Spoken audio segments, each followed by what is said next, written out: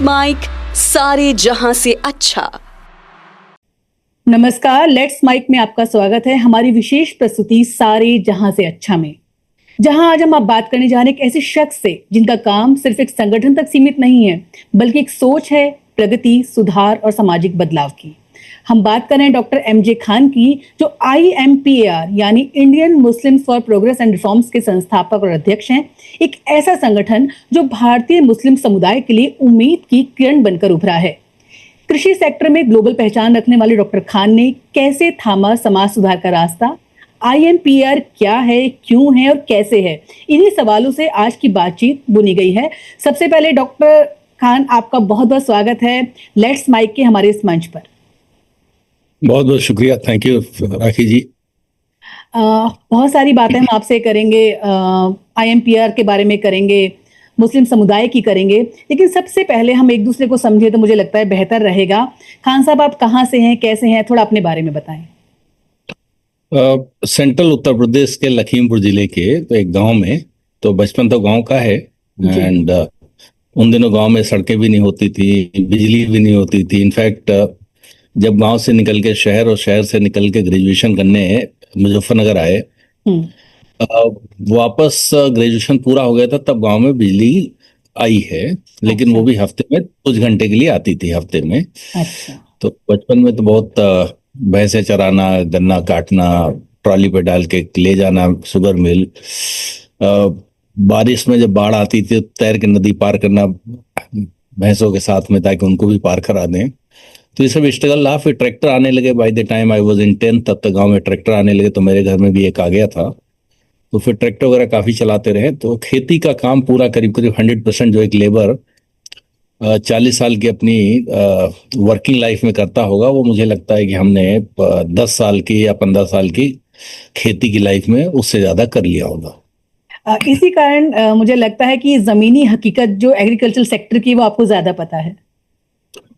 जाहिर सी बात है कि मतलब खेती भी खूब किया, फिर पढ़ाई भी खेती की किया, फिर खेती के प्रोफेशन में आ गए।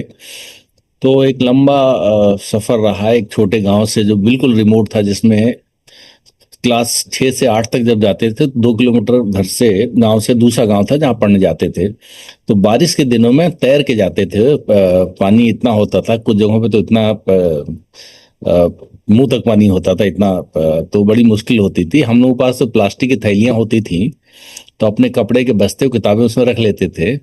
बाकी गांव के जो बच्चे जाते थे उनके पास बेचारों को प्लास्टिक थैली भी नहीं होती, तो उनका भी जो किताबें थी अपने में रख के उसकी पोटली बना लेते थे, उसको फ्लोट करके ले जाते थे स्कूल तक, और हम खुद पानी में। तो वो एक मुश्किल का दौर था, सड़क भी नहीं थी गांव की, कुछ नहीं होता था। तो खैर वो वक्त के हिसाब से चीजें अब तेजी से। चलिए खान साहब, आगे बढ़ते हैं। ये IMPAR क्या है, कैसे इसका स्वरूप सामने आया? देखिए, लंबे टाइम से ऐसी थॉट थी। इनफैक्ट 91 में मैंने MBA कर लिया था, और 91 से 2004 तक तो 100% खेती बाड़ी में मामला था। उसमें कोई ज्यादा मुस्लिम इश्यूज से या पॉलिटिकल चीजों से लेना देना नहीं था। 2004 में कांग्रेस की सरकार बनी, तो प्राइम मिनिस्टर मनमोहन सिंह ने एक माइनॉरिटीज के एजुकेशन पे कॉन्फ्रेंस बुलाई विज्ञान भवन में। तो प्राइम मिनिस्टर खुद थे, तो 1 दर्जन कैबिनेट मिनिस्टर थे, और माइनॉरिटी कम्युनिटी के सभी बड़े नाम पूरे मुल्क भर के थे, चाहे वो जावेद अख्तर हों, शबाना आजमी हों, सलमान खुर्शीद हों, फारूक अब्दुल्ला हों, जो भी हों, ये क्रिश्चियन कम्युनिटी के जितने बड़े नाम थे, सिख कम्युनिटी के तो ज्यादातर, या जैन कम्युनिटी के, तो ये सब लोग थे उसमें। तो प्राइम मिनिस्टर बड़े सीरियसनेस के साथ उस कॉन्फ्रेंस को शुरुआत किया, कि जहां प्राइम मिनिस्टर खुद आया और 1 दर्जन कैबिनेट मिनिस्टर हों। लेकिन हम लोगों की जो कम्युनिटी के लीडर्स थे, उन्होंने बहुत मिसलीड किया कॉन्फ्रेंस को। पहला दिन खत्म होते होते मैं एक टेबल पे थे, जिसमें अर्जुन सिंह HRD मिनिस्टर, बासवान साहब जो HRD सेक्रेटरी थे, और एक साहब कोई और थे। तो अर्जुन सिंह ने सेक्रेटरी से कहा कि आज का दिन बर्बाद हो गया। यानी गवर्नमेंट पूरे सीरियसनेस के साथ आई थी माइनॉरिटीज के एजुकेशन डिस्कस करने, माइनॉरिटीज से ज्यादा प्रमुखता से कह लें तो मुसलमानों के, क्योंकि वही ज्यादा माइनॉरिटीज में गरीब हैं। बाकी तो माइनॉरिटीज नेशनल एवरेज से एबव हैं सारी, मुसलमान नेशनल एवरेज से नीचे है, और काफी नीचे है। लेकिन हम लोगों की लीडरशिप ने इस कदर उसको नैरो एजेंडा में कन्वर्ट कर दिया, जहां प्राइम मिनिस्टर था एक ब्रॉड एजेंडा होना चाहिए था कि कैसे एजुकेशन में पार्टिसिपेट करें, उसको बस्ते फ्री बंटवा दो, बाइसिकलेट फ्री में दे दीजिए, हमारे मदरसे का एक मंजिल फ्री के ऊपर की बनवा दीजिए, काइंड ऑफ थिंग। उसको इतना नैरो कर दिया कि सेकेंड डे जब कॉन्फ्रेंस एक्सटेंड हुई तो मुझे बोलना पड़ा कि अगर गवर्नमेंट कोई सीरियसनेस के साथ आई थी जी मुसलमानों के या माइनॉरिटी के इश्यूज को एड्रेस करने, let us put it Muslim directly, क्योंकि उन्हीं की गरीबी ज्यादा है, तो हम लोगों की लीडरशिप ने पूरी ताकत लगा दी गवर्नमेंट के एजेंडा को डिरेल करने में, फाइल करने में। तो कुछ क्लैरिटी के साथ आई थी कॉन्फ्रेंस करने, ज्यादा क्लैरिटी चाह रही थी क्या करें, लेकिन हम लोगों ने पूरा कंफ्यूज करके उसको वापस पैक करके भेज दिया। जी तो हमको लगा कि इनकी ग्रासरूट की अंडरस्टैंडिंग नहीं है या कुछ वेस्टेड इंटरेस्ट है या क्या है, समझ नहीं है क्या है। तो हमने पहली बार एक राउंड टेबल बुलाई, कोई 20-25 लोग, उसमें कुछ एमपीज भी थे, कुछ और प्रोमिनेंट लोग थे, वो आए। तो हमने एक नोट बना के सर्कुलेट किया कि वे सबसे बड़ा एजेंडा ये था कि मुसलमानों का हायर एजुकेशन में कैसे प्रोपोर्शनेट शेयर लगे, उसके लिए क्या करना है, उस पर चर्चा होनी चाहिए थी। ना कि जहाँ प्राइम मिनिस्टर इतने कैबिनेट मिनिस्टर आए हों ये कहने के कि हमारा एक फ्री की किताबें बंटवा दो, ये कर दिए वो कर दिए, जो वेरी वेरी नैरो, या म्यूनिसिपल कॉर्पोरेशन लेवल के जो एजेंडा थे कि हमको परमिशन के बिना 1-2 फ्लोर बनाने दीजिए, हमको बाउंड्री बढ़ा लेंगे, ये मतलब डिरेलिंग का एजेंडा था। तो मुझे लगा ये क्या है, कुछ तो करना चाहिए प्रोफेशनल को जो समझ वाले हैं। तो वहां से थोड़ी शुरुआत हुई, लेकिन वो प्रोफेशन में, एग्रीकल्चर में इतना काम बढ़ता रहा तो कोई बहुत फॉर्मल बिगिनिंग नहीं हो पाई। कभी 1-2 साल बहुत उत्साह आया तो काम किया, फिर थोड़ा ठंडे पड़ गए, अपने काम में फंस गए। कोविड पीरियड ऐसा है जिसमें मजा आ गया, क्योंकि पूरे पूरे सबके सब लोग घर में बंद थे, कुछ करने को था नहीं, तो ये लगा कि बहुत लंबे टाइम से जो जरूरत महसूस हो रही थी और करने की एक तमन्ना भी थी, मुझे लगता है ये टाइम आ गया है कि हम सब लोगों को। तो एक जूम मीटिंग बुलाई, कुछ चैलेंज भी वैसा था, क्योंकि मरकज जिहाद के नाम से इस कदर हेटफुल एनवायरनमेंट बन गया था। जी जी ये था कि इमरजेंसी बेसिस पे इसको रिस्पॉन्ड करना है, रिफॉर्म्स वगैरह तो बाद में होते रहे, लेकिन अभी तो सर्वाइवल का दिक्कत आ गया है कि इतना हेटफुल एनवायरनमेंट जनरेट हो गया कि, तो सब लोगों ने हमसे कहा कि आपकी थोड़ी सरकार में ठीक ठाक है मामला, तो आप जरा इसको लीड कर लें, हम लोग साथ में सब हैं। तो वो पहली जूम मीटिंग हुई 2 अप्रैल को, 50-60 लोग आए। सेकेंड जूम मीटिंग शाम को हुई। थर्ड डे 2-2-3 दिन होते होते 3 दिन के अंदर ऑर्गेनाइजेशन डिसाइड हो गया करना है, क्योंकि इमरजेंसी रिस्पांस सिस्टम जैसा था। तो मैंने आईएंडबी मिनिस्टर प्रकाश जावड़ेकर साहब को मैसेज भी भेजा कि साहब अलार्मिंग सिचुएशन है और लॉकडाउन जिस दिन खुलेगा उस दिन 10-20 हजार लोग सड़कों में मारे जाएंगे, इतना हेट जनरेट हो चुका है माहौल में, आपको कुछ करना पड़ेगा। तो उनका खैर फोन आया कि ये क्या कह रहे हो, तो मैंने कहा मैं बिल्कुल सही कह रहा हूँ, इतना हेटफुल एनवायरनमेंट है कि कोरोना के लिए मुस्लिम कम्युनिटी को पूरा जिम्मेदार ठहरा दिया गया है। वो मरकज में बेचारे वो तबलीगी लोग जैसे वो धर्म प्रचारक जैसे आते हैं, वो आए थे अपना एक वो सत्संग जैसा होता है, सत्संग के लिए आए तो फंस गए बेचारे, तो उनकी जिम्मेदारी थोड़े है कोई।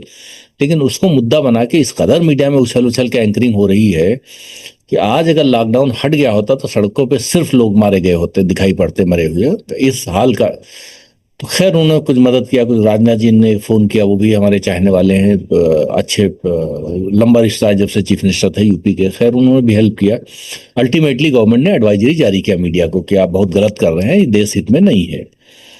तो खैर उसका असर पड़ा, तुरंत चेंज हुआ। लेकिन ये इस दौरान हफ्ते भर में जब तक एक्शन होता, इम्पायर बड़ी रैपिडली बढ़ने लगा, क्योंकि एक सिविल सोसाइटी का एक बड़ा डेफिसिट था मुस्लिम कम्युनिटी में। या तो क्लर्जी लेड ऑर्गेनाइजेशन थे, जो मौलाना लोगों के जो जमायत हैं ये वो सब हैं, या फिर पॉलिटिकल लोगों के अपने वेस्टेड इंटरेस्ट से ऑर्गेनाइजेशन थे। कोई वेस्टेड इंटरेस्ट से उठ के उन लोगों का कोई ऑर्गेनाइजेशन 75 सालों में नहीं बना था कि जो मल्टी कल्चरल सोसाइटी के इथोस को समझते हो, इंडिया के वैल्यूज को एंड एक ट्रेडिशन को रिस्पेक्ट करते हैं, और खुद उस एनवायरमेंट में पले बढ़े हो कि वो डिफरेंट पर्सपेक्टिव्स को अप्रिशिएट कर सकें। तो ये सिविल सोसाइटी ऑर्गेनाइजेशन पढ़े लिखे लोगों का जो कुछ पोजीशन में पहुंच चुके थे अपने करियर में, वो कुछ देना चाह रहे थे। अब से पहले जो बनते थे वो ये बनते थे कि भाई ऑर्गेनाइजेशन बनाया, अपनी विजिबिलिटी पाया, अपनी मार्केट में प्राइस लगवाया और उसका फायदा उठा के चलते बने। तो करियर बनाने के लिए प्लेटफॉर्म, स्टेपिंग स्टोन के बजाय दिस वाज ए प्लेटफॉर्म जिसमें बहुत समुदाय के लिए कुछ नहीं हुआ, बस अपने हित साधे और आगे बढ़ते कुल मिलाकर। पूरे कमिटमेंट के साथ वो सब लोग साथ में आए जो पोजीशन मुकाम पे बैठे थे, अच्छी सी पोजीशन पे, वो कुछ सोसाइटी कंट्रीब्यूट करना चाह रहे थे। तो कोविड पीरियड में सब खाली भी थे और वो एक बड़ी नए तरीके की शुरुआत हुई। तो एक बड़ा rapid pace of strategic thinking and rapid pace of action. तो 3 महीने में इसने इतना काम कर लिया था जितना नेशनल सिक्योरिटी एडवाइजर से हम लोग मिलने गए, जब उन्होंने पूछा क्या क्या किया है आपने, तो ही सेड ये तो 3 साल से ज्यादा का काम आपने कर डाला है। तो हमने कहा हमारे भी बेस्ट एस्टिमेशन में 2 साल लगने थे, लेकिन वो 3 महीने में कर डाला। तो उस स्पीड के साथ काम कर रहे थे। एक बड़ी इनिशिएटिव एम्पावर की थी। क्या लक्ष्य और क्या मिशन लेके चले थे जब हमने IMPR शुरू किया? देखिए, 2 चीजें बड़ी खास थी। एक तो मुस्लिम कम्युनिटी में रिफॉर्म्स लॉन्ग ओवरड्यू हैं। सब कम्युनिटीज में कुछ ना कुछ रिफॉर्म्स हुए, लेकिन मुस्लिम कम्युनिटी में 2 क्लास रहे अब तक डोमिनेट करते। एक तो क्लर्जी, जिनका बड़ा नैरो वर्ल्ड विजन है। उन्होंने जो पढ़ लिया, हर बात में 1400 साल पहले की बात करते हैं।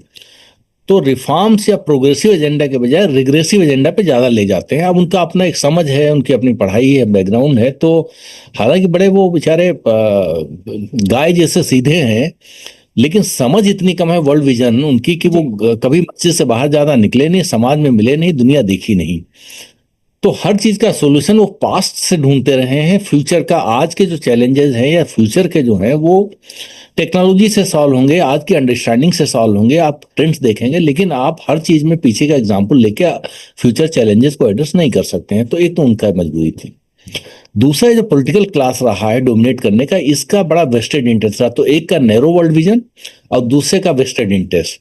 तो ये दोनों के बीच कम्युनिटी पिस रही थी कि इसको आगे बढ़ने का जो एक दिखाने का होता। और अनफॉर्चुनेटली एक ऐसा कल्चर डेवलप हो गया कि मैं 20 सालों से ऑब्जर्व कर रहा हूं कि बाकी सब कम्युनिटीज में भी थोड़े थोड़े रिफॉर्म्स हुए हैं, या कोई गैदरिंग होती है, जो पढ़ा लिखा इंटेलेक्चुअल आदमी होता है वो कुछ आगे की बात बताता है, कुछ हौसला देता है।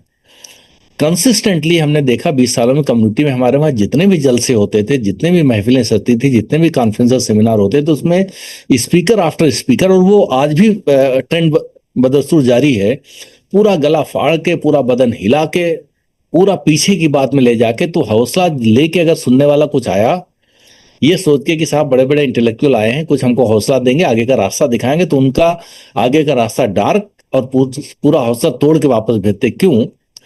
जब आप जुल्म जाति की स्टोरी सन 47 से लेकर शुरू करते हैं और आते आते उस दिन तक खत्म कर देते हैं तो आगे का तो आपने कुछ बताया नहीं जी।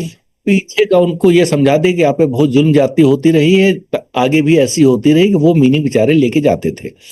तो हौसला तोड़ने का काम, पीछे की तरफ ले जाने का काम, गला फाड़ फाड़ के तालियां बजवाने का प्रोजेक्ट, ये लंबे टाइम से चलता रहा था। तो कम्युनिटी का ये रिफॉर्म्स का एजेंडा जो बहुत लॉन्ग ओवरड्यू था, वो बड़ा किसी न किसी करना था। तो मुझे लगा इम्पायर के लिए एक बड़ा ये प्रोजेक्ट है, जो देश के लिए भी है, पूरे समाज के लिए भी है, और मुस्लिम कम्युनिटी का अपने फायदे के लिए तो बहुत ज्यादा है कि रिफॉर्म्स ओरिएंटेड इस सोसाइटी में कैसे कंडक्ट करना है। यहाँ की मल्टी कल्चरल सोसाइटी कुछ आप फायदे ले रहे हैं, तो उसकी कुछ एक्सपेक्टेशंस हैं, तो उस एक्सपेक्टेशंस को कैसे आपको रिस्पॉन्ड करना है, यहाँ के इथोस को अप्रिशिएट करना है, बाकी लोगों के जो बिलीफ है उनको आपको अप्रिशिएट करना है, समझना है।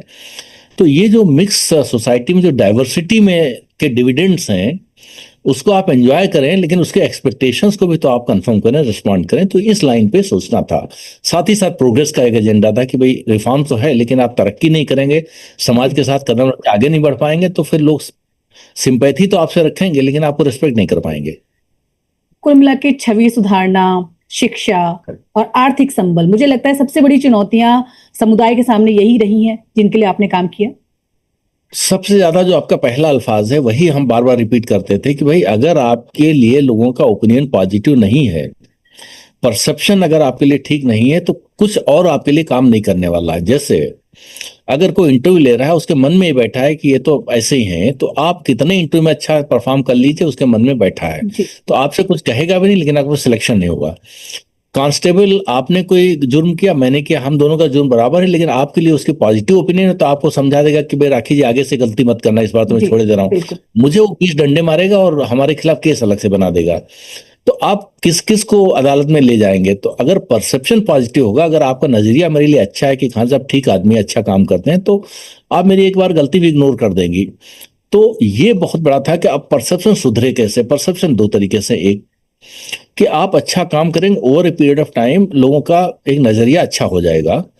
दूसरा, अच्छा काम और थोड़ा उसके बारे में लोगों को बताना भी। सिर्फ आप ड्रम बीटिंग करेंगे प्रोडक्ट तो है नहीं आपकी और प्रमोशन पे लगे हैं पूरी ताकत से, तो वो तो बूमरैंग कर जाएगा, बैकफायर करेगा। तो प्रोडक्ट भी बनाइए, फिर थोड़ा प्रचार भी कर लीजिए, तब जल्दी मार्केट आपको रेस्पेक्ट करेगा, रेस्पॉन्ड करेगा। तो ये था इसका परसेप्शन का। दूसरा, आपको रिफॉर्म्स पे बात हम लोग और कर सकते हैं लंबी, और प्रोग्रेस का ये है कि मुस्लिम कम्युनिटी कोई 14% ऑफिशियली है, लोग कह रहे हैं अनऑफिशियली शायद 16-17% हो, जो भी फिगर मान लो, 15% का मान लो।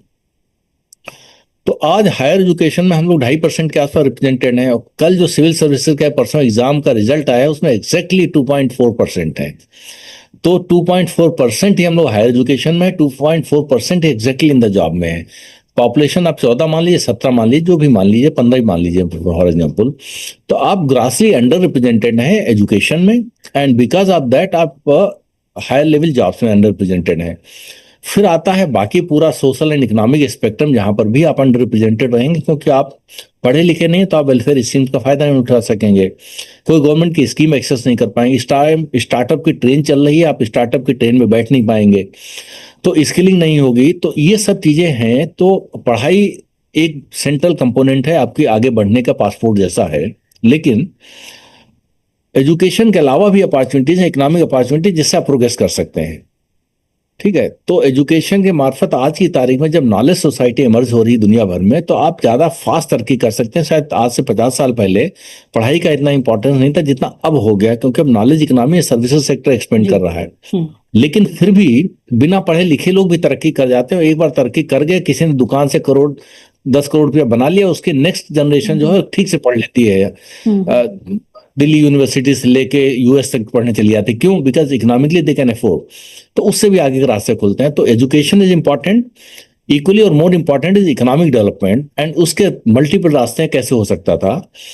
लास्टली जो है रिफॉर्म्स का एजेंडा होगा, तो आप ज्यादा बेहतर तरीके से जो है वो खुले मन से, खुले दिल से पढ़ाई को भी अप्रिशिएट करेंगे, सोसाइटी को कंट्रीब्यूट भी करेंगे, सर्व भी करेंगे, तो आपके लिए रिस्पेक्ट भी पैदा होगी। जब रिस्पेक्ट पैदा होगी तो आपके लिए रास्ते भी खुलेंगे। तो ये एक तरीके तीनों का आपस में एक कॉम्बिनेशन बैठता है। तो परसेप्शन बेहतर हो, उसके लिए बहुत सारे इंटरवेंशन हम लोगों ने किए, और उसका नतीजा भी दिखा।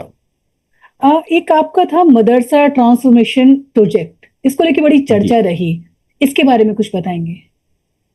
देखिए, मुस्लिम कम्युनिटी के पास स्कूल के नाम पे तो कुछ ज्यादा है नहीं पूरे देश भर में, एंड हॉस्पिटल्स भी नहीं है, सोशल इंटरप्राइजेस भी नहीं है।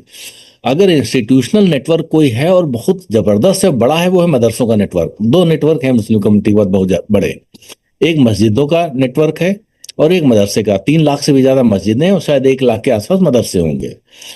अब ये इंस्टीट्यूशनल नेटवर्क जो बहुत बड़ी एसेट बन सकती है, ये ग्रासली अंडर यूटिलाइज है या एडवर्सली कंट्रीब्यूट कर रही है सोसाइटी कम्युनिटी का प्रोग्रेस। अगर इसमें थोड़ा सा इस इंस्टीट्यूशनल नेटवर्क को लिवरेज कर लें, उनके अपने थॉट्स को थोड़ा वाइडन करके उसमें अंग्रेजी का कोर्स इंट्रोड्यूस कर दें, साइंटिफिक थॉट्स कल्टीवेट करना है तो थोड़ा साइंस के कोर्स से इंट्रोड्यूस कर दें, थोड़ा देश दुनिया की भी बात बता दें कि भाई दुनिया में कहाँ अपॉर्चुनिटीज हैं, आपको कैसे एक्सेस करना है। तो मदरसों को as change agents, as a reform centre, तो वो कम्युनिटी के एम्पावरमेंट का बहुत एक की इंस्टीट्यूशंस हो सकते हैं। तो ये आइडिया था कि इनमें एक तो हम लोग रीच आउट करें, उनको थोड़ा ओपन अप करें, सिर्फ उर्दू अरबिक से बढ़ा के थोड़ा जो साइंटिफिक साइंस के कोर्सेज हैं, अंग्रेजी कोर्सेज हैं, कुछ और चीजें हैं, कॉम्पिटिटिव एग्जाम्स वगैरह, सो दैट वो सबके सब तो मौलवी बनने नहीं जा रहे हैं, और बन भी जाए तो उससे क्या फायदा। इट इज एक्सेस सप्लाई, जो डिमांड है, डिमांड से बड़ी एक्सेस सप्लाई है। तो आप अगर उनको थोड़ा समाज की तरफ बढ़ाते हैं, आर्थिक तरक्की की तरफ बढ़ाते हैं, तो देश की भी सेवा करें, समाज की भी करें, खुद भी अच्छी बेहतर पोजीशन में होंगे। तो एक तो ये मदरसा रिफॉर्म्स का एक प्रोजेक्ट था कि मदरसा के थ्रू खुद डेवलपमेंट हो सकता है, और मदरसा खुद एज ए कैटलिस्ट सर्व कर सकता है समाज में बदलाव का। तो एज ए चेंज एजेंट के तौर पे ये एक बड़ा प्रोजेक्ट था, जिसमें एक पुणे में बड़ी यूनिवर्सिटी है, आजम यूनिवर्सिटी, पी इनामदार साहब की, तो उन्होंने भी काफी मदद किया, उनके वहाँ बड़े स्किलिंग कोर्सेज चलते थे। हाँ, मदरसों में स्किलिंग का भी एक अच्छा कोर्स करीब 200-300 मदरसों में चलाया गया, तो अभी भी चल रहा है। तो मुझे लगता है फ्यूचर में भी सिमिलरली मस्जिदों का था कि मस्जिदें सिर्फ भाग के जाओ, नमाज पढ़ के भाग के वापस चले आओ। This is grossly underutilization of मस्जिद। इनफैक्ट प्रोफेट के टाइम पर मस्जिद जो होती थी वो मल्टीपल एक्टिविटीज का केंद्र होती थी। वहां पे समाज सुधार के भी प्रोजेक्ट चलते थे वहां से, एजुकेशन भी चलते थे, यहाँ तक कि वार की स्ट्रैटेजी भी वहीं बनाई जाती थी। तो वो मल्टीपर्पस, क्योंकि पुराने टाइम पे वार ही एक बड़ा एक इम्पॉर्टेंट जी प्रोफेशन जैसा होता था, क्योंकि आज आपके टाइम पे 1,000 चीजें करने को। तो मस्जिदों में जहाँ असेंबली होती है मुसलमानों की, 5 टाइम होती है, लेकिन फ्राइडे को तो और ज्यादा होती है। तो जो फ्राइडे की असेंबली है उसको आप प्रोडक्टिवली इस्तेमाल कर लें, बेहतर बात बताने के लिए। अरबिक में क्या पढ़ा आपने 15 मिनट, अगर वो नेसेसिटी है तो आप कंटिन्यू रखें, लेकिन 15 मिनट और लेके उनको सेंसिटाइज करें सोसाइटी के कुछ सब्जेक्ट्स पे। भाई हेल्थ हाइजीन पे आप सेंसिटाइज करिए, पढ़ाने की इंपॉर्टेंस पे सेंसिटाइज करिए, समाज की सेवा के सब्जेक्ट पे सेंसिटाइज करिए। बहुत सारे ऐसे सब्जेक्ट्स हैं, आज के हालात पे सेंसिटाइज करिए। तो बच्चों के एनसीसी में जाने को एनकरेज करिए, सफाई अभियान में हिस्सा लेने को एनकरेज करिए। सो उस असेंबली का मैक्सिमम बेस्ट इस्तेमाल कैसे हो सकता है? तो दोनों मस्जिद एंड मदरसा दोनों बहुत एक पावरफुल इंस्टीट्यूशनल सपोर्ट सिस्टम के तौर पे इमर्ज कर सकते हैं, क्योंकि इनका स्प्रेड बहुत है, लेंथ एंड ब्रेथ में। खान साहब, आप जितनी बातें बता रहे हैं, बहुत काम आप कर रहे हैं और काफी समय से कर रहे हैं, लेकिन इसके अंदर समुदाय का, अपने जो धार्मिक नेता हैं, उनका कितना सहयोग मिलता है? देखिए, धार्मिक नेता तो फिर भी 1-2 मीटिंग के बाद समझ जाते हैं और कोशिश करते हैं कि कुछ थोड़ा बहुत जितना कर सकें, या तो ज्यादा बेहतर तरीके, या उनके अपना भी कुछ मस्जिदों का एक क्या मैं बताऊं, एक ठेकेदारी जैसा कंसेप्ट है कि मैं इमाम हूं, ऐसा ना हो कि बाहर के लोग ज्यादा आने लगे तो हमारी ठेकेदारी पे असर पड़ जाए। लेकिन इसके सबका एक बावजूद हाल है। हाँ, वो ज्यादा बेहतर रिस्पॉन्ड करते हैं compare to the political people. Political लोगों को ऐसा लगता है कि हम आए हैं तो उनकी दुकान उजड़ने वाली है। तो जब इम्पायर शुरू हुआ था, कुछ तो 2 राज्यसभा के रिटायर्ड उन कमबख्तों ने पूरी ताकत लगा दी इम्पायर के खिलाफ, हजारों चिट्ठियां भेजी दुनिया भर में कि ये तो बीजेपी का प्रमोटेड है, इनके तो तार आरएसएस से जुड़े हैं। कुछ ने कहा इनको 500 करोड़ रुपया इजराइल से मिलता है। दुनिया भर के इल्जाम जो लग सकते थे, तो इनमें ये जितने पॉलिटिकल एलिमेंट थे, कमबख्त इस तरीके के अफवाहें फैलाई कि इम्पायर को थोड़ा सा शुरू में उससे दिक्कत भी हुई। जी आज भी शायद काफी मुसलमानों मन में बैठा है, कहीं आरएसएस से पैसा हमको मिल रहा है, या इजराइल से मिल रहा है, या मोदी दे रहा है हमको पैसा, जेब से पैसा लग रहा, अपना वक्त लग रहा है, अपने रिस्क उठा रहा हूं। उसके बावजूद इन इल्जामों को भी, लेकिन ऐसा था कि जब सर सैयद अहमद खान ने, आपने पता नहीं हिस्ट्री पढ़ी है कि नहीं, सर सैयद अहमद खान साहब जो थे वो तहसीलदार शायद थे, या नायब तहसीलदार लेवल का अफसर थे बिजनौर में। तो ये जब आजादी की पहली 1857 की वो शुरू हुई है, जी तो अंग्रेजों को जहां मिले वहां मारो वाला चल रहा था। तो इन्होंने कुछ अंग्रेजों की जान बचा ली। तो अंग्रेज इनसे बड़े मुतासिर थे, इनको थोड़ा मदद भी किया, लेकिन उन्होंने कहा कि भाई हमको समाज सेवा करनी, रिफॉर्म्स करना है, कम्युनिटी में एजुकेशन लाना है, और अंग्रेजी के बिना फ्यूचर दिख नहीं रहा है। तो जब इन्होंने अंग्रेजी की पढ़ाई शुरू करने के लिए मुस्लिम एंग्लो इंडियन स्कूल शुरू किया अलीगढ़ में, बाद में जो अलीगढ़ मुस्लिम यूनिवर्सिटी बना, तो 99% मुसलमान दिन रात इनके पीछे पड़ गए थे कि अंग्रेज के एजेंट हैं, मुसलमानों के दुश्मन हैं, इनसे होशियार रहिए। पूरी ताकत लगाए पड़े थे। 1% मुसलमान इनके साथ खड़ा था, 99% दिन रात ताकत लगाए थे इनके खिलाफ। 20 साल होते होते उन्हीं के बच्चे सभी यूनिवर्सिटी में लाइन लगाने लगे एडमिशन की। तो आज सर सैयद अहमद खान जो हैं सबसे बड़े हीरो कम्युनिटी के हैं पिछले 100-200-300 सालों में। लेकिन 99% लोगों ने इस कदर विरोध किया, और विरोध का आलम यह था कि हमारे में एक फतवा होता है, जी यानी जैसे कम्युनिटी से निकाला दे दिया काइंड ऑफ थिंग।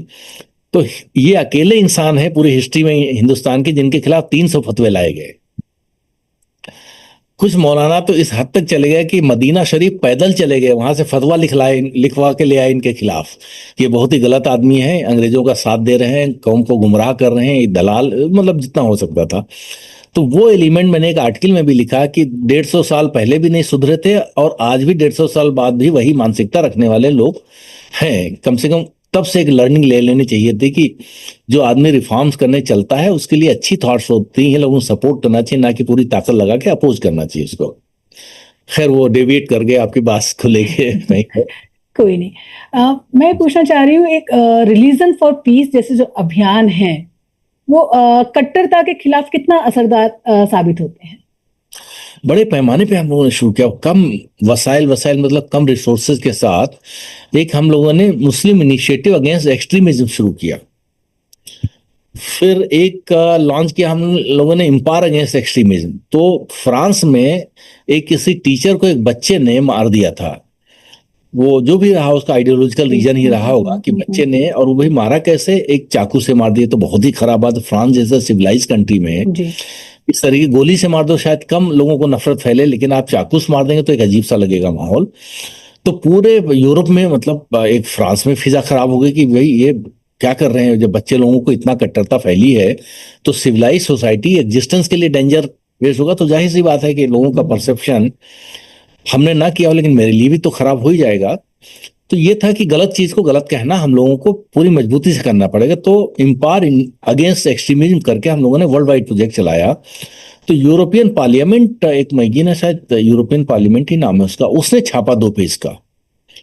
और यूरोप के 2 वेबसाइट्स पे, न्यूज वेबसाइट्स पे इसका आया कि भाई इंडिया से एक बड़ी मुहिम शुरू हुई। तो हमने सब में बड़े बड़े लोग, जैसे अजमेर से आपका उसके जो चीफ हैं चिश्ती साहब, उनको लिया। ऐसे दुनिया भर से हम लोग 20 लोग, नजीब जंग साहब थे जो दिल्ली के लेफ्टिनेंट गवर्नर थे, चीफ इलेक्शन कमिश्नर कुरैशी साहब को लिए। तो ऐसे जितने प्रोमिनेंट नाम थे उन सबको लेके 20 लोगों को हमने सिग्नेचर कैंपेन चलाया कि 1 मिलियन सिग्नेचर। हम 1 मिलियन तो खैर नहीं पहुंच पाए, लेकिन जितना पहुंचे थे कि यूएन सेक्रेटरी जनरल को सबमिट करना। आइडिया ये था कि कम से कम सामाजिक जागरूकता, एक सोशल अवेयरनेस शुरू हो, तो उससे एक बदलाव जैसा कैस्केडिंग इफेक्ट हो, एक चेंज एजेंट जैसा इम्पायर काम करे। तो एक तो वो शुरू किया था।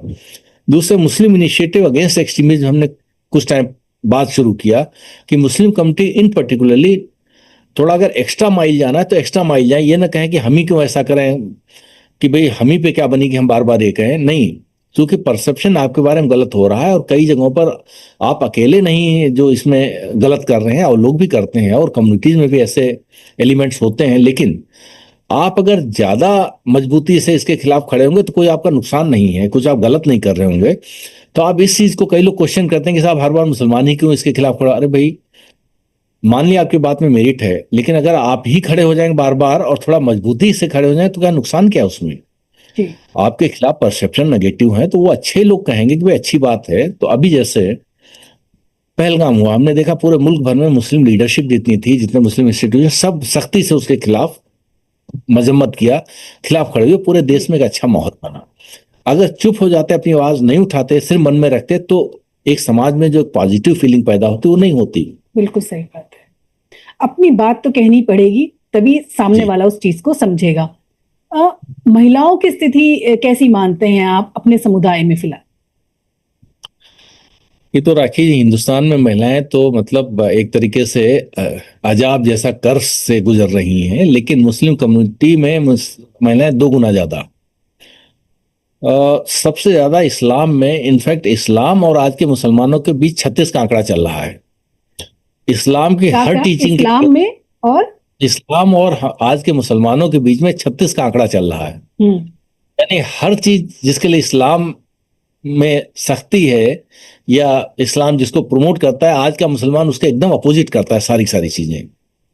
सबसे पहले इस्लाम में वुमेन्स का एम्पावरमेंट शुरू हुआ है। हर सुबह में प्रॉफिट के टाइम पर, यहां तक कि वार तक में जो सर्विसेज थी वुमेन करती थी, सारी चीजों में मतलब वुमेन का लिबरेशन जो है शायद पूरी दुनिया में मुझे लगता है कि इस्लाम के आने के बाद शुरू हुआ है, जो जितनी हमने हिस्ट्री पढ़ी है। और आज वो over a period of time एकदम अपोजिट होता जा रहा है कि सबसे ज्यादा जो परेशानी के हालात में उस मुस्लिम महिलाएं हैं।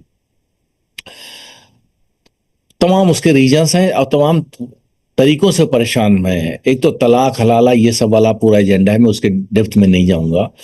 दूसरा, काफी हद तक वो बुर्का मतलब जो कल्चर है, एक तो ठीक है उसका एक एक एक वुमेन का जो है अपना एक अदब और एक उस तरीके का होता है कि भाई अपने को ढकें और बहुत न्यूडिटी ना हो, वो तो समझ में आता है। लेकिन सर से लेके पैर तक आप उनको एकदम से तिरपाल में ढक दें, काले रंग के तिरपाल में, तिरपाल ही बोलते हैं ना जिसमें अनाज वनाज ढका जाता है, बिल्कुल सही बात। तो आप उसमें पूरा ढक दें तो उनकी तो लाइफ तो वैसे। फिर वो घरों में इकोनॉमिक हालत खराब है, डिजिटल टेक्नोलॉजीज आ गई हैं, सबको क्वालिटी ऑफ लाइफ दिखता है घर बैठे बैठे मोबाइल में। वो देखती भाई बाकी समाज की महिलाएं जा रही हैं 5 स्टार होटल में, जा रही हैं, अच्छी गाड़ियों से निकल रही हैं, बढ़िया मार्केट में शॉपिंग कर रही हैं, हम घर में पिस रहे हैं। तो वो रिवोल्ट जैसी स्थिति है। फिर क्या होता है कि वो मेल जो है वो अपना मेल डोमिनेंस दिखाने के लिए फिर वो फिजिकल टॉर्चर भी होता है, तमाम सारी चीजें। तो कुल मिला के अपॉर्चुनिटीज आगे बढ़ने की नहीं, या थोड़ी बहुत हैं तो बढ़ने नहीं दिया जा रहा। तो बहुत सारी चीजें ऐसी, तो मुस्लिम वुमेन जो हैं वो डबल सफरर हैं। वुमेन इन जनरल इंडिया में सफरर हैं, लेकिन मुस्लिम वुमेन डबल या उससे ज्यादा सफरर हैं। और मैं अपने घर से लेकर सब तक देखता हूँ, सोशल इविल्स इतनी ज्यादा बढ़ रही हैं जिसका कोई हिसाब नहीं।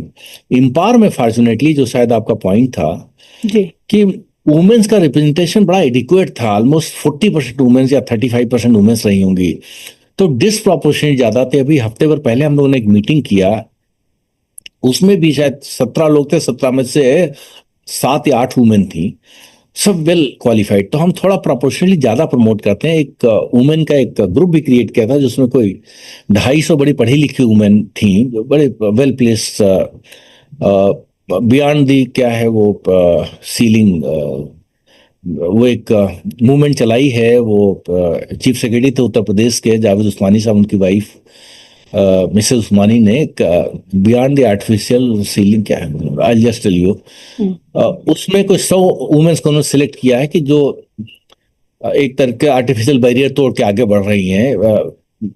उसमें से कोई 60 के आसपास उस ग्रुप से भी हमारे उसमें थी। तो कुल मिला के वुमेन्स का हम लोग ये मान के चल रहे थे कि अगर ये आगे बढ़ती हैं तो उसके बहुत फायदे हैं, मल्टीपल बेनिफिट सोसाइटी को नेक्स्ट जनरेशन को उतारने में मिलता है। और वो एज ए एग्जाम्पल भी, एज ए मॉडल भी सबके सामने पेश होती है। तो आज देखिए, मैं ऑप्टिक्स का कितना असर होता है, लेकिन ऑप्टिक्स तो तभी करेंगे जब कुछ होगा ऑप्टिक्स दिखाने के लिए।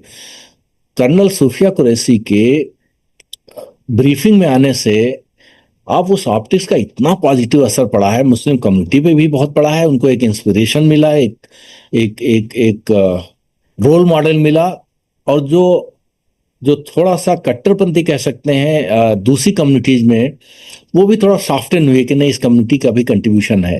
तो आप ये बताओ, अगर ऐसा ना होती वो, जी अच्छा मुस्लिम आदमी कोई कर्नल होता, ब्रीफिंग करता, उसका असर 50% भी नहीं होता जितना इसका पड़ा, क्यों मुस्लिम वुमेन वर्दी पहने बैठी हो। मुझे तो मजा, एक दिन फेसबुक में पाकिस्तानी टीवी देख रहा था, क्योंकि डायरेक्ट तो टेलीकास्ट बैन है यहाँ पे, लेकिन फेसबुक पे तो लिंक आ जाते हैं। उसमें एक एक्स चीफ मिनिस्टर पंजाब के थे, जो एक एनालिस्ट टाइप के मीडिया पे बैठते हैं, एडिटर भी थे पहले शायद डॉन या किसी न्यूज़पेपर के। वो मेंशन किया कि वो हिंदुस्तान में एक वो कर्नल हरी वर्दी पहन के बैठ जाती है, कोई खातून मुस्लिम है, बड़ा अलू जरूर बातें बोलती है। तो मैं समझ रहा था कि पाकिस्तान तक भी इस बात को नोटिस कर रहा है। बिल्कुल। तो मुस्लिम वुमेन्स का एक तरीके से एक बड़ा असर पड़ता है, पढ़ी लिखी वुमेन। मैं देखा, एक डीएम थी बिहार में, लेडी मुस्लिम, मैं उससे मिला पटना 2 साल पहले, नाम भी एक सेकंड के लिए, आगरा की ये लड़की। तो उसने पुलवामा में जो सीआरपीएफ का आदमी मरा था, जो उसकी डिस्ट्रिक्ट से था, उसकी दोनों बच्चियों को उसने गोद ले लिया। इतनी बड़ी न्यूज पूरे बिहार में बनी। तो ऐसे अगर पोजीशन में होंगे तो उसका बड़ा असर पड़ेगा, और मुझे लगता है वुमेन्स को आगे बढ़ना चाहिए। और आपने बताया बिल्कुल सही बात है। वैसे तो खैर हर समुदाय के अंदर महिलाओं की स्थिति बहुत ज्यादा अच्छी नहीं है, लेकिन खास तौर से मुस्लिम समुदाय की बात करें तो वहां थोड़ा सा स्थिति और ज्यादा खराब है। आईएमपीआर इसके लिए और क्या विशेष कदम उठा रहा है उनकी शिक्षा को लेके, उनके आर्थिक संबल को लेके, कि वो और ज्यादा आगे बढ़ सके? देखिए, लीडरशिप डेवलपमेंट एक प्रोग्राम हम लोगों ने चलाया था, वुमेन लीडरशिप डेवलपमेंट। इनफैक्ट 2 थे, एक यूथ लीडरशिप डेवलपमेंट और एक था वुमेन लीडरशिप डेवलपमेंट। और उसका जो इंस्पिरेशन आया हम लोगों को, या मुझे आया, या आइडिया आया, वो ये आया कि मैं पॉलिटिकल पार्ट में नहीं जा रहा हूँ, कि एक सीएए कानून के खिलाफ एक प्रोटेस्ट चला पूरे देश भर में। जी जो प्रोटेस्ट की शुरुआत हुई और जो सिंबलाइज हो गया प्रोटेस्ट, वो शाहीन बाग में वुमेन्स से सिंबलाइज हो गया, कि घरों से वुमेन निकल के कोई 100-200 सड़क पे बैठ गए, फिर 200, 300, 500, 1000, और एक बड़ा सेलिब्रेशन सा, बड़ा क्रिएटिविटी उसमें थी, बड़ा देशभक्ति थी उसमें। तो पहली बार हमने देखा कि वुमेन्स के अंदर लीडरशिप क्वालिटी थी, लेकिन वो सप्रेस थी अब तक। और शाहीन बाग जैसे थोड़ा ट्रेडिशनल एरिया में, जो मुस्लिम मेजॉरिटी है, ऑलमोस्ट एब्सोल्यूट मेजॉरिटी, वैसे मोहल्ले में थोड़ा सा ट्रेडिशनल थॉट्स होती हैं, कंजर्वेटिव होती हैं, घरों से वुमेन का कम निकलना है सब। लेकिन इतनी पढ़ी लिखी औरतें थीं, जब भी उनका मीडिया इंटरेक्शन होता था, फर्स्ट क्लास अंग्रेजी बोलती थीं, पूरा एकदम जो एक इम्प्रेस करने वाला जैसा पर्सोना होता है, ज्यादातर वुमेन्स का मैं देख रहा था। तो हमारे लिए भी आई ओपनिंग था कि भाई इतना इंप्रेसिव वुमेन्स हैं, और इतना वेल एजुकेटेड, बाहर निकलना चाह रही, इतना क्रिएटिविटी के साथ, और इतना देशभक्ति के गाने, ये सब चीजें। पॉलिटिकल पार्ट में फिर छोड़ रहा हूँ इसमें, कि आप उसके साथ सहमत थे, नहीं सहमत थे कि उनको करना चाहिए था, नहीं, वो अलग चीज है। लेकिन वो निकल के आई, दुनिया को दिखा दिया कि भाई womens can play very important role, Muslim women in this society, and they can take upon कोई चैलेंज बड़ा अगर है उसको भी डील करने के लिए। आदमी लोग घर में बैठे हैं, वो नहीं निकल पा रहे हैं फॉर जो भी वजह हैं, लेकिन वुमेन्स ने रास्ता दिखाया, फिर वो धीरे धीरे आंदोलन पूरे देश भर में फैल गया। तो हमको ये था आंदोलन तो 2-4-6 महीने कोविड आ गया, वो खत्म हो गया, क्योंकि कोविड सारे लोग लॉकडाउन में चले गए, पुलिस ने भी थोड़ी सख्ती किया उस टाइम पे। लेकिन ये एक आइडिया आया कि अगर ये वुमेन का एक बार निकल के आई हैं, ये बेचारी दोबारा घरों में चली गई हैं और फिर वही किचन में अपनी पूरा टैलेंट तोड़ देंगी, तो ये तो बड़ा नाइंसाफी हो जाएगी इनके टैलेंट के साथ और इनके एक जज्बे के साथ, दोनों के साथ में। एक इनकी स्पिरिट जो है आगे निकल के कुछ कंट्रीब्यूट करने की, कुछ कंस्ट्रक्टिव क्रिएटिव काम करने की, सोसाइटी में रोल प्ले करने की, उनकी स्पिरिट को भी हम डैम कर देंगे और इनकी जो एक टैलेंट है उसको भी रिकॉग्नाइज नहीं करेंगे। तो ये था कि सब वुमेन को तो नहीं कर सकते हैं, लेकिन कम से कम एक रास्ता दिखा सकते हैं वुमेन लीडरशिप प्रोग्राम करके। तो काफी वर्कशॉप्स उस पर किए हम लोगों ने। ज्यादा कोशिश थी कि हम थोड़ा और डेफिनेटिव करें प्रोग्राम, लेकिन 2 साल के बाद थोड़ा इकोनॉमिक एक्टिविटी रेज्यूम हो गई, नॉर्मल आ गई, लाइफ नॉर्मलसी की तरफ आ गई। कोविड के बाद में थोड़ा अटेंशन हम में से ज्यादातर लोगों का अपने प्रोफेशंस की तरफ चला गया, तो थोड़ा इम्पायर सफर करना शुरू कर दिया। क्योंकि पहले 100% डिवोशन था, फिर 50% हुआ, फिर 25% हुआ, क्योंकि आदमी को अपने प्रोफेशन की प्रायोरिटी में चला जाता है। तो नहीं तो उसको अभी दोबारा उसको पिकअप करने की कोशिश कर रहे हैं कि उन प्रोग्राम्स को जो थोड़ा स्लो हो गए थे या रह गए थे, उनको दोबारा एक रीएक्टिवेट करके रीलॉन्च करके एक इनवाइगोरेट करने की जरूरत है। खान साहब, हम देश की बात करें या समाज की बात करें तो जो हमारा यूथ है वो उसमें बहुत ज्यादा इंपॉर्टेंट रोल अदा करता है। तो आप अपने जो समुदाय का यूथ है उसको कहाँ देखते हैं, जो कई बार अपने को हाशिए पे खड़ा हुआ महसूस करता है? देखिए, एक चीज तो राखी जिसमें है कि देश में अवसर बहुत हैं, इनफाइनाइट अपॉर्चुनिटीज हैं। इनफैक्ट अवसरों का देश है, क्योंकि दुनिया की एक तेजी से बढ़ती बड़ी अर्थव्यवस्था है। इनफैक्ट सबसे तेजी से बढ़ती बड़ी अर्थव्यवस्थाओं में भारत एक है। इनफैक्ट ब्राइट स्पॉट इसको इस टाइम दुनिया का कहा जा रहा है। पॉलिटिकली हम लोग तमाम चीजों से एग्री करें ना करें, करंट क्राइसिस है और भी चैलेंजेस हैं समाज के, कम्युनलिज्म है, मुस्लिम कम्युनिटी का एक सबसे बड़ा कंसर्न ये रहता है, बहुत सारी चीजें। लेकिन इकोनॉमिक अपॉर्चुनिटीज, आगे बढ़ने की अपॉर्चुनिटीज इस टाइम पे जो हिंदुस्तान दे रहा है वो शायद दुनिया के दूसरे मुल्क से मुश्किल है, क्योंकि बहुत तेजी से बढ़ रहा है। ऐसे में अगर बाकी यूथ हिस्सा लगा रहे हैं या नहीं लगा पा रहे हैं, और मुस्लिम यूथ, एक सेकेंड जरा, तो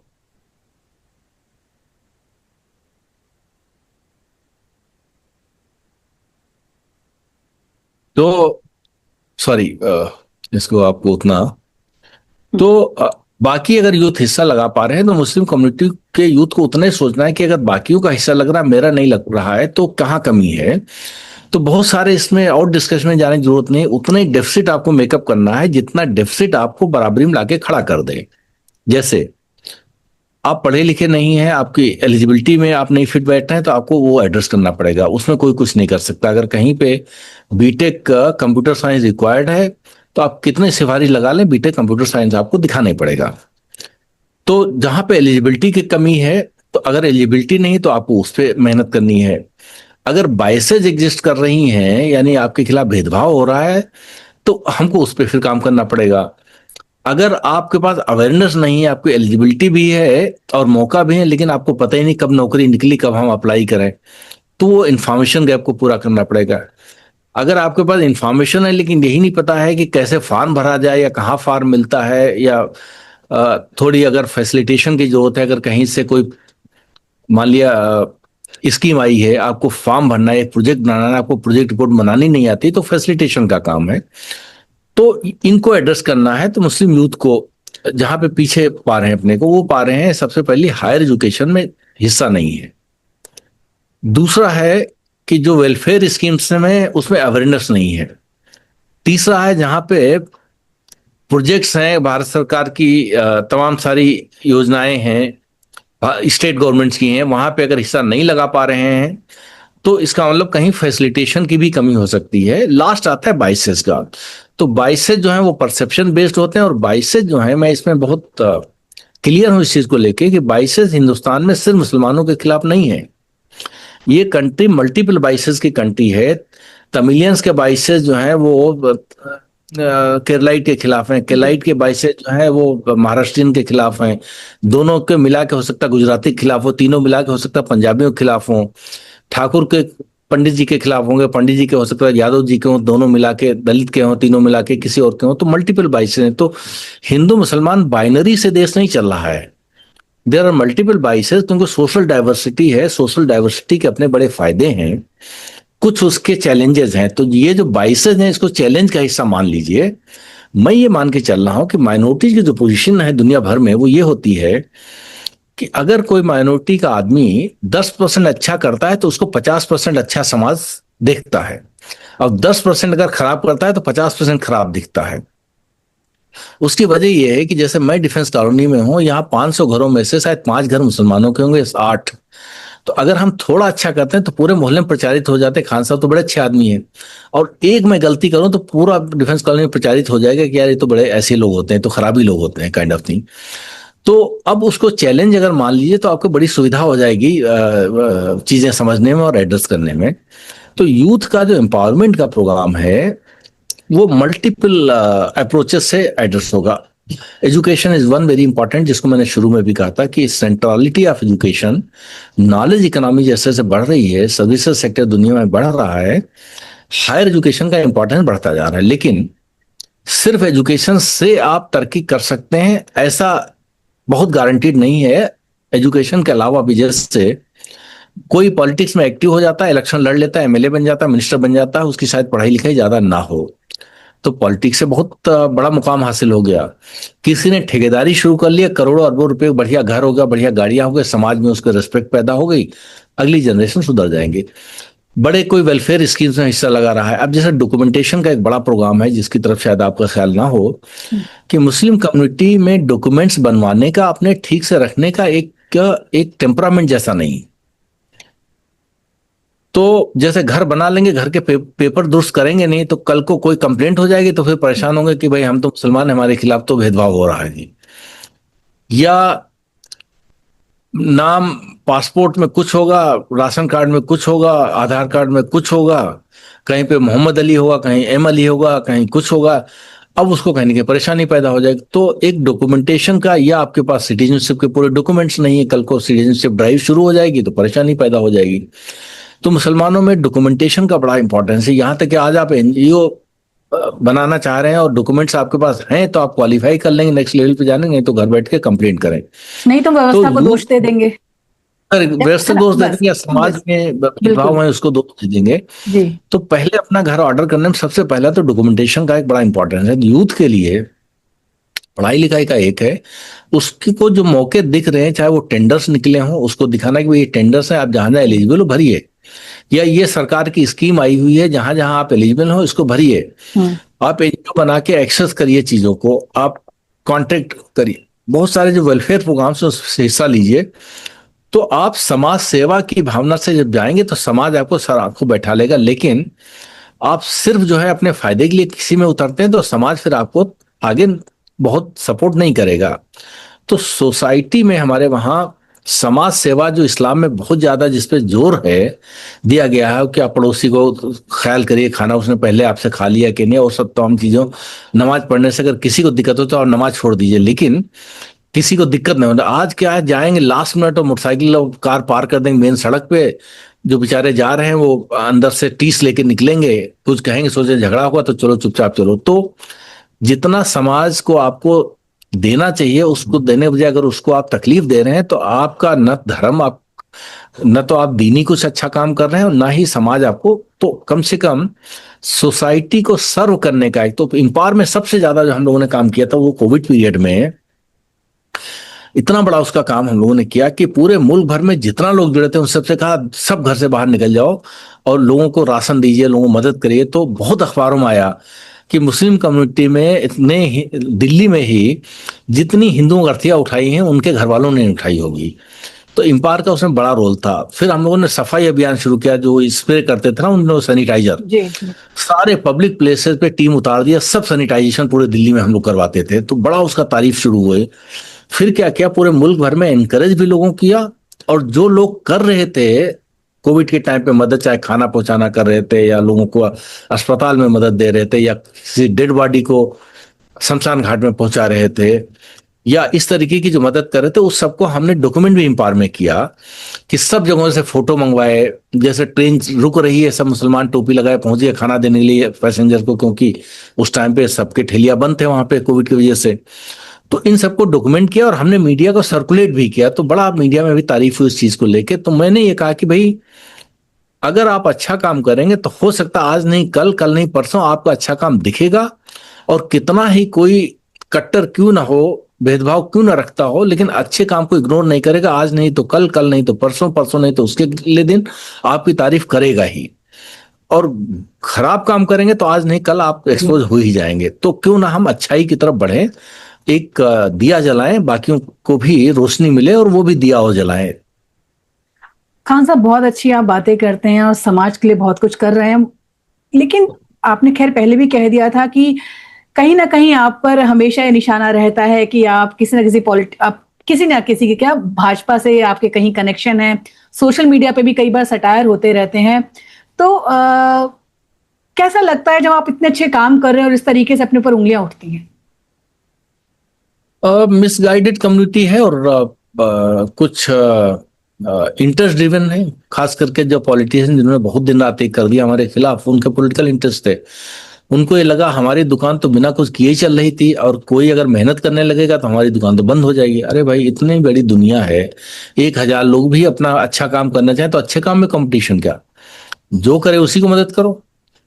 तो अनफॉर्चुनेट था, बिल्कुल फेक एजेंडा, एकदम झूठ के अलावा कुछ नहीं। भाई मेरे मिनिस्टर से रिश्ते हैं, वो कांग्रेस गवर्नमेंट थे उसमें भी थे, सबके साथ में अच्छे रिश्ते रहते थे।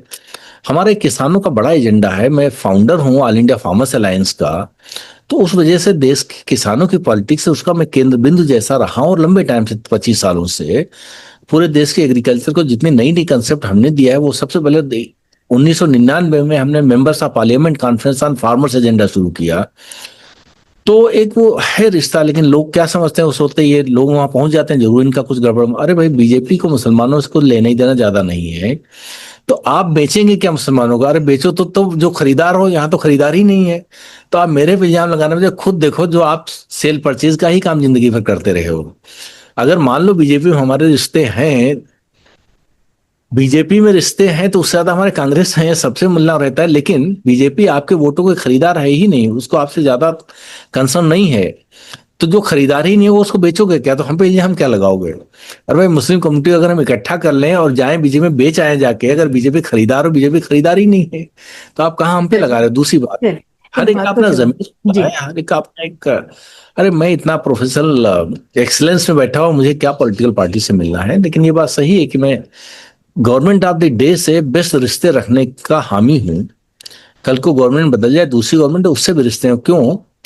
आपके जो इश्यूज हैं, जो परेशानियां हैं, उसका हल तो वहीं से निकलना है, और सरकार से बिगाड़ के आप कुछ हासिल होना नहीं, अपने नुकसान कराओगे। तो मैं तो कई बार कहा था हल्के अंदाज में कि भाई किसी को अगर तकलीफ हो तो मैं अपना हिट विकेट कर लूं, लेकिन अगर उससे फायदा होता तो बता दो। आज अगर कहीं हमारी थोड़ी एक्सेस है तो उससे मैं फायदे लेता हूं। जैसे उत्तराखंड में मुसलमानों के इतना इशूज थे, वो हर तीसरे चौथे दिन कोई न कोई मजार को ढहा देते थे कि कुछ करते थे, सब परेशान हो रहे थे। तो मैंने राजनाथ जी को फोन किया, मैंने कहा थोड़ी मदद कर दिए, उत्तराखंड में मुस्लिम कम्युनिटी बड़ा परेशान है।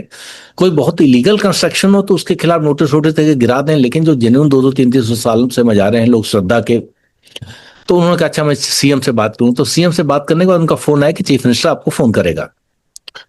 इनके आगे तो बच्चे ही, उत्तराखंड का सीएम मतलब उम्र के हिसाब से, पार्टी में उसके हिसाब से। खैर थोड़ी देर में चीफ मिनिस्टर का फोन आया, उन्होंने कहा कि सर का फोन आया था, क्या मैटर?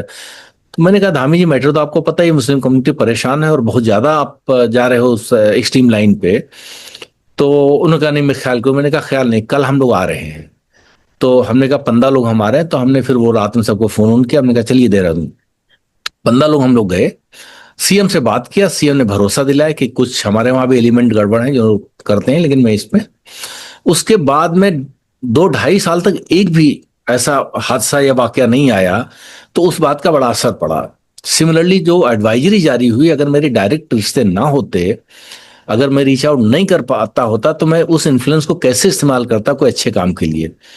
कितनी जगहों पे कोविड में लोग फंसे थे, जमाती जेल में थे, सबको जहां से भी हो सकता कनेक्शन निकाला। यहाँ के राजस्थान में पहले चीफ सेक्रेटरी थे तो सलाउद्दीन अहमद साहब, मैं कई डिस्ट्रिक्ट में परेशानी होती थी, मैं फोन करता, सलाउद्दीन साहब डिस्ट्रिक्ट कलेक्टर जानने वाला है क्या? अरे बोले मेरे टाइम तो सब बच्चे ही थे, तो मैंने कहा ये मदद कर दीजिए।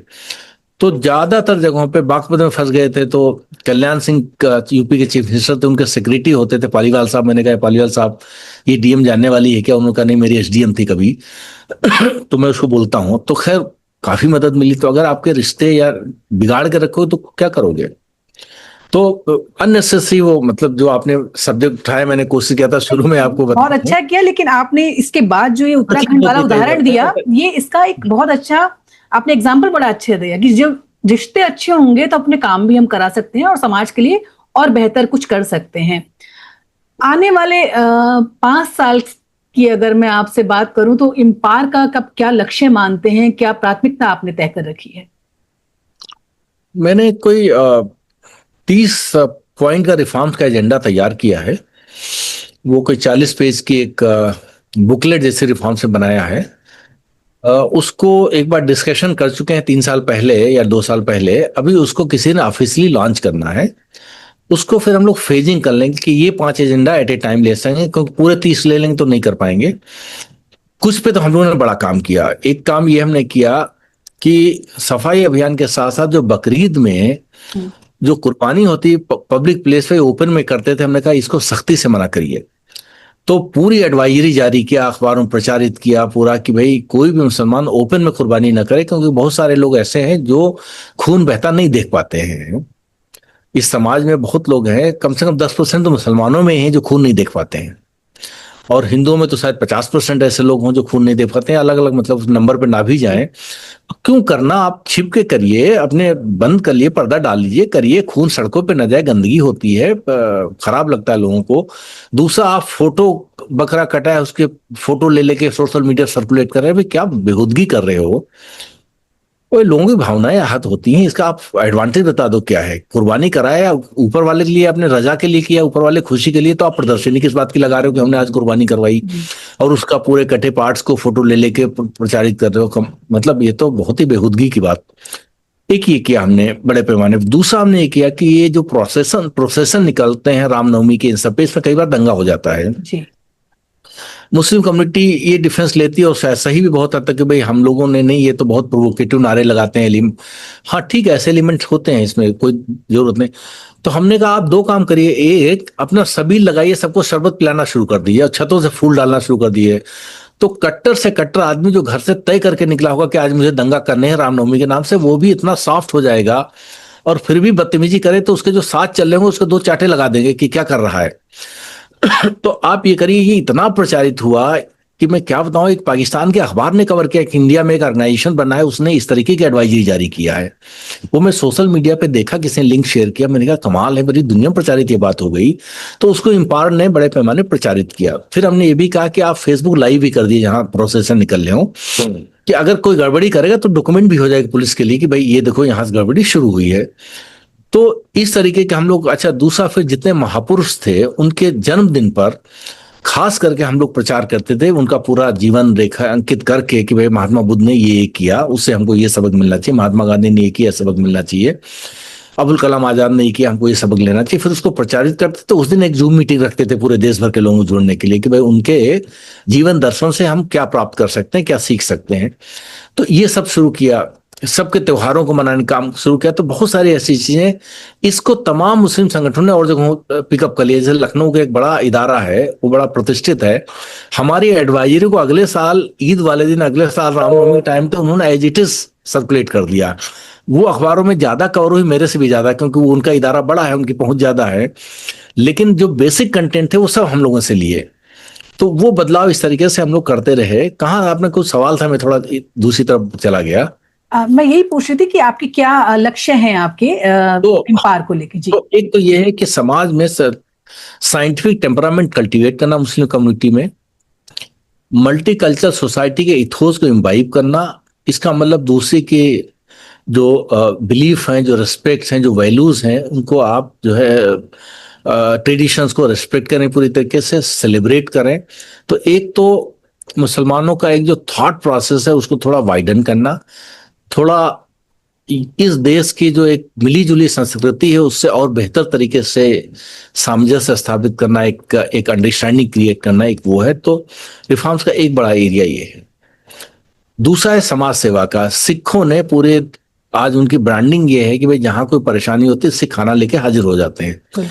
तो इस्लाम में तो बड़ा इस पे जोर दिया गया खाने पे। तो कम से कम इम्पार ने कुछ 40-50 जगहों पे खाने का, इनफैक्ट अजमेर शरीफ में कई हफ्तों तक जो खाना चलता था उस पर इम्पार का स्टिकर लगाते थे लोग कि तो एक ये भी एरिया है। तीसरा है आपका सफाई अभियान कार्यक्रम शुरू करना कि ये हम लोग green Moradabad, clean Moradabad, green Bareilly, clean Bareilly, green Muzaffarnagar, clean Muzaffarnagar, इस नाम से ड्राइव चलाई थी जिलों में कि आप अपना मोहल्ला साफ करिए, फिर पब्लिक प्लेसेस साफ करिए, फिर दूसरी कम्युनिटीज के मोहल्ले में जाके सफाई करिए और प्लांट्स लगाइए, हरियाली करिए। आप कितनी बार नमाज पढ़ते हो, क्या घर पे खाते हो, आपका अपना निजी मसला है, उससे समाज का कोई फायदा नहीं है। समाज का जब फायदा होगा तो आपको सराखों बैठा लेगी। फिर हमने चलाया था कि जितने आपके पास मदरसे हैं उन मदरसों में महीने में एक बार हमारा मदरसा आइए, देखिए, हमसे मिलिए, कार्यक्रम चलाइए, ताकि बाकी लोग आए मदरसा में देखें क्या पढ़ाई लिखाई वगैरह क्या हो रहा है, कैसे समाज में आगे। नहीं तो क्या होगा, अगर आप मदरसा में कोई एंट्री ही नहीं पाता है तो उससे अगर पूछा जाए क्या होता है तो नेगेटिव कमेंट देगा। तो आप मस्जिद में भी महीने में बुलाइए, एक बार कार्यक्रम करिए, चाय पिलाइए, बातचीत करिए और मदरसे में बुलाइए। तो ये था एक आउटरीच प्रोग्राम। फिर आता है मुसलमानों के एम्पावरमेंट से जुड़ा मामला कि एक इकोनॉमिक अपॉर्चुनिटीज फैसिलिटेशन प्लेटफॉर्म बनाया था कि भाई जो भी इकोनॉमिक अपॉर्चुनिटीज है उनमें एजुकेशन की, जॉब्स की, स्किलिंग की, ट्रेनिंग प्रोग्राम की, स्टार्टअप्स की और सब वेंचर्स की, और इसके लिए क्या सब्सिडीज और क्या एक बैंक फाइनेंस अवेलेबल है, इस सब के बारे में। जैसे राजस्थान में एक हक दर्शक ऑर्गेनाइजेशन बड़ा बढ़िया काम करता है, वो जितनी गवर्नमेंट स्कीम है उनसे जोड़ता है। तो मुसलमानों का अभी जैसे 2.5% लग रहा है, 2.5% से अगले 5 साल में 5% कैसे, और अगले 15 सालों में 7.5% कैसे हिस्सा लग पाए। जब 7.5% लगेगा तब जाके अपने एक्चुअल शेयर का 50% पे होंगे। तो क्या अगले 25 सालों में जो एक्चुअल शेयर है प्रोपोर्शनेट जो है, एक प्रोपोर्शनल रिप्रेजेंटेशन हो सकता है कि एजुकेशन में भी, जॉब्स में भी और बाकी चीजों में। लेकिन उस सबसे पहले समाज में आपके लिए ओपिनियन जो है उनको पॉजिटिव करना जरूरी है। इसलिए न सिर्फ अपना कंडक्ट और करेक्टर बेहतर करें बल्कि समाज के लिए कंट्रीब्यूशन बेहतर करें। तो CCC का एक फार्मूला था, improve your character so that लोग तारीफ करें। पब्लिक प्लेस का आप कंडक्ट अच्छा होगा तो लोग आप पॉजिटिवली इन्फ्लुएंस करेंगे, और समाज के लिए, देश के लिए कंट्रीब्यूशन होगा तो लोग आपको सब पे बैठेंगे। CCC के उस पे आप बढ़ेंगे तब जाके अपने को एक मुकाम अपना लगा पाएंगे। बहुत अच्छी बातचीत और बड़े अच्छे विचार खान साहब आपने हमारे साथ अपने रखे, और समाज को किस तरीके से आगे लेके जाना है, कैसे उसकी छवि सुधारनी है, सबको साथ लेके चलना है। बहुत अच्छा आप काम कर रहे हैं और हम कामना करते हैं कि आप इसी तरीके से काम करते रहें। आपका बहुत बहुत धन्यवाद इतना समय देने के लिए। बहुत बहुत शुक्रिया। Thank you. आपने अपने बारे में राखी जी कुछ नहीं बताया।